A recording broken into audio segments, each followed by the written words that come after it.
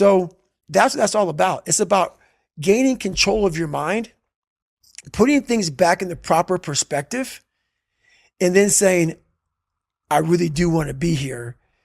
And I'm going to have a bunch of these 1 seconds through this 130-hour journey. And I have to learn to control these, because if I fail one of these 1 seconds, I will not be a SEAL. I will not be a doctor. I will not be a lawyer. I will not be whatever the fuck it is. So that's how important that 1 second decision is. It's all about your mind takes control of you. You have to say, fuck you. I run this motherfucker. And that's what that's all about. Because a lot of people will, and some of these motivational people out here, it's the funniest thing in the world to me. They'll go and say, when you wake up in the morning, pound your chest, fucking look at yourself in the mirror and do all this fucking bullshit. I hope it works. What works for me is that everyday resume, the things I know I've accomplished, the things I know I've done, real hard work, the real calluses on my mind, the real calluses on my hands. That's it. You don't need to pound your chest in the mirror the fuck anymore if you have that. Belief is like, there's an after school special belief where the mom says, believe in yourself, and that's all great, but there's also a built belief. And the built belief is one where you are constantly, like for me, I came from a bad place. How I build belief is through the daunting tasks I put myself through. So that's proof positive that I can. So it correlates. And that's how this piece of shit kid I once thought I was built belief by saying, I was in 3 Hell Weeks. I went to Ranger School. I tried out for Delta Selection. Undeniable stack of proof. That is proof, motherfucker. So whenever you think you can't, the confidence comes from the thing that you built. You must build belief. You must build confidence. It can't be like, hey, I'm going to go knock that shit out. You got to look over here and say, I can knock that shit out. It's belief, and it's built on what you put in to yourself. A lot of people sit back and they dream about being a sports figure, or dream about being a SEAL, or dream about being an astronaut. And all it is a motherfucking dream. They don't put the work behind the dream. That dream has become their fucking master. When you become the master of your fucking dream is when you say, I want to go be a Navy SEAL. And you say, okay, I'm going to lose 106 pounds in less than 3 fucking months. The dream was the one thing I thought about, and the dream was now gone. Now what comes in, the dream goes away, and the fucking laundry list of fucking details and tasks come up. Gotta do this, gotta do this, gotta do this, gotta do this. That's when you become the master of your dream. That's the way it works as well. That's the way that the brain works. You can actually get these kicks of dopamine by telling your friends about, I'm going to be a Navy SEAL. I'm going to start my training next week. It's going to be great. I'm going to feel like this. It feels good. It feels good to talk about that shit, man. It actually makes you feel good, makes you feel proud, all that shit. But guess what happens? That alarm clock goes off at 4 a.m. to train. I don't want to be a SEAL today. Or I don't want to be whatever today. I'll start tomorrow. And that's the usual pattern of people's lives. That's why I talk about clearing out the mind. Until you really want to do something, you're always going to be a talker. You're always going to run your fucking mouth. Everything I do, I'm not really comfortable doing. But if you choose to go that route, to go be a Navy SEAL, you might as well go be the hardest motherfucker in the world. Because if you're choosing to do something, you have 2 routes. You can go there and be a little weak person and get through barely, and that's your reputation. Or you can go through the hardest guy you can possibly be, and that's your reputation. So my whole thing is, if you're going to choose to open that fucking door in Iraq or Afghanistan, open the motherfucker and go in hard. Because they're going to remember you by slowly opening it and peeking in. So if you're going to open it, and you made the mind to open it, don't crack it open. Open the fucking door, go in. That's with life. If you're choosing to do something, attack it. Because they're going to remember you as not attacking it. So I want to be remembered. You can hate me, but there's one thing you can't say about me. I didn't attack it. And the very best may not be I'm number one. The very best is, did I leave everything inside of me out there? So attacking is not like, oh, I want to win this or win that or be the best. The best is I'm running against myself in everything I do. And that's what I attack. I attack myself. I'm always questioning myself. I'm always holding myself accountable. Talk to me about the accountability mirror. So the accountability mirror is something that I kind of came up with in high school. Like I said, I started shaving my head when I was 16. And I got caught up in trying to impress so many people because no one liked me. So I developed so many different identities. Let me sag my pants. Let me pull my pants up. Let me talk this way or act this way or be this way or whatever the hell it may be. God, dog, there's so many different things I did to try to fit in with so many different groups that when you look in the mirror, that's the one person you can't lie to. So every morning I would shave my head thinking, God, I would reflect back on some of the lies I may have told somebody or some of the ways I acted that I didn't feel comfortable doing. And I did it to impress other normal people. The key word there is normal, everyday people. I was trying to make other people like me. How pathetic is that? So this mirror would always tell me, my reflection would say, God, you are a pathetic man. How does that feel every day to be this way? So I would just start having myself accountable. How did I attack today? How did I attack yesterday?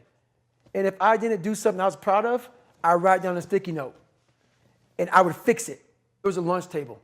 That I wanted to sit the cool guy lunch table, man. I wanted, even though everybody was calling me a nigger all the time, I wanted to try to act like somebody I wasn't so I could fit in. And I sold my soul to the devil. Trying to act like, I'm David fucking Goggins. That's who I am. And so I wrote down on a piece of paper, fuck the table, sit by your fucking self. And that's what I did. And guess what happened? My table became a table people started sitting at. Because a whole bunch of people in that lunchroom felt exactly like I did. Some people have been bullied. Some people are just stressed out. Some people are insecure. Some people are fat and overweight. And the world puts a lot of this shit in your mind. It's not just you. Yeah, you help it. And my whole thing is about, I had to develop a mindset that was indestructible. I had to armor plate my mind.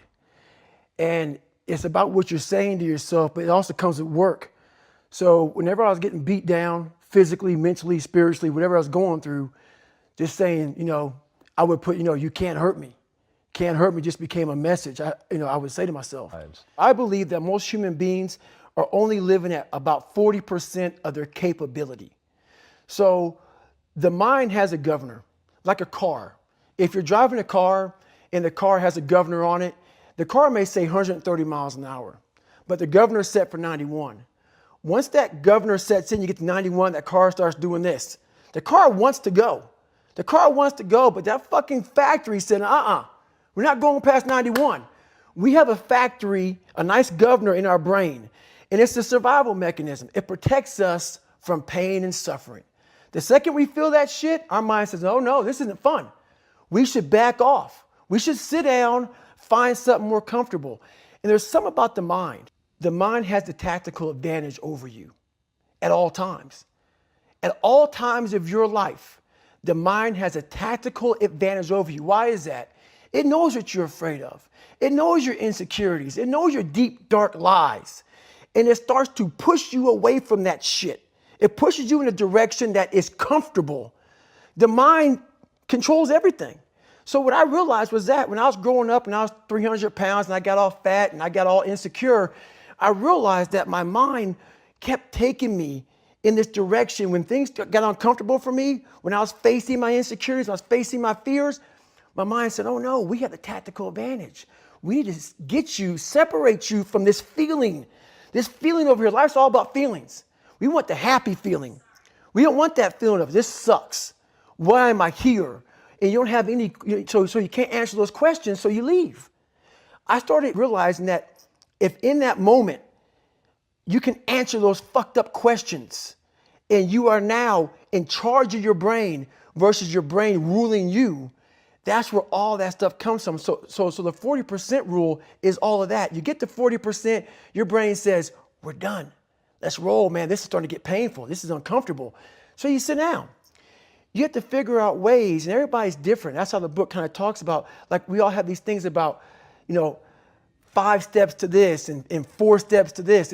It's a lot more than that. That's all bullshit. It's a practice that you have to, it's a habit. So if you know that at 40%, I'm feeling pain. At 40%, I'm feeling pain. That's where the 40% rule kicks in. Now it starts. Okay, I'm feeling pain. My mind's saying all this shit to me. It's saying, get out of here, run, flee. The fight or flight kicks in. Okay, we're done. We're not good enough. It starts telling you all these things. You start to believe it because the mind controls all. This is the time where you have to gain control back of your mind. It's okay, let me see if I can go 45%. And once you start giving yourself more and more hope and start realizing, okay, the mind starts to be, okay, what are you doing? We're supposed to be going right and you're going left. You start then controlling your mind. Start finding more in yourself. And then it goes from 40% to a lot further than that. But that's the start of it though. Get to the spot where your mind is saying stop. Wherever that is, you gotta get there first. And then that's when that shit starts to work for you. You gotta control yourself in that moment. That's my happiness, is my reflection on the suffering of my journey, knowing I never quit, nor was I guided by anybody on this earth. I was guided by something much more powerful, and I listened. And I chose the path of most resistance. Talent not required. So, like, for instance, let's say you have no races. Let's say you have no classes, no nothing. There's no purpose in your life. People need to have purpose to get up. They need purpose to perform. You need to get to a point in your life where there's nothing on the docket. There's no 5K. There's no I'm going to get into school to be this or that and still perform to the highest level. Because what people don't get is one day that thing's going to come up. And if you're not constantly performing without purpose, you're not going to be ready when the time comes. It's this magical thing, purpose, that we're all looking for. But what's funny about it all is that we need these things to perform. But we don't take a second to realize the purpose is always there. The purpose never leaves us because the very purpose is you. You are always the purpose. There may be another purpose, like being a SEAL or going to college or whatever, but the main purpose in life is you. So if you wake up in the morning and you don't want to do something, you don't care enough about yourself. And that's what you need to really research is, man, why am I not doing this for myself? Because that is the number one purpose in life, is to better oneself. So that's the only purpose I fucking need. So the reason I get up every day, even though there's no race or there's no school or there's nothing in front of me, is because I have pride in myself. The most important conversation you will ever have in your fucking life is the one you have with yourself. You wake up with it, you walk around with it, you go to bed with it. Eventually, you're going to act on it, whether you're good or bad. You have to. That's why the whole thing about this book I have, it's about you. It is about you. It's strictly about you finding who you are. So many people die, live 100 years, never fucking know who they are. Never know who they are. You have to look in that mirror and know there's so much more in here, man. Because I could literally right now be a 300-pound guy spraying for cockroaches still to this day if I did not look in that mirror and say, there has to be more to this. This can't be it. Civilized is something where people, it's a comfortable world. A lot of us say, like for instance, I see these athletes right now who retire. I'm 38, I'm 39. I did 20 years at the top of my game and I'm chilling out now. You see them a year later and how they look. What the hell just happened to you, dude? What the hell? You're one of the greatest athletes of all time. Kids looked up to you. Women, men of all ages looked up to you. And they hit the pinnacle where it's time to retire and their mind says, whew, I'm civilized. The worst thing that could ever happen to any human being is they become civilized. It's that total accountability. Like even when you retire, there's a motherfucker looking at me and judging me right now, man. I was the baddest person to ever live. Doesn't go away, man. You got to wake up. Even though you retired, you never retired. You're setting the example every single day of your life. And being civilized feels so good. I'm sorry, man. Once you get to the top, you may retire, but you ain't never coming back home, man, because now you're judged. People see you falling off. You want to be that guy who knows I may be retired from the sport or from whatever I did, but I'll be damned if you ever see me looking like shit, feeling like shit, not arriving. People, I've arrived. I've arrived mentality. You're always setting the example. Civilization feels so good. These comfortable feelings are what people want. They want retirement. They want that. They need that. It's a yearning feeling. I want it too. People love putting a label on me about, my God, man, you're just wired different.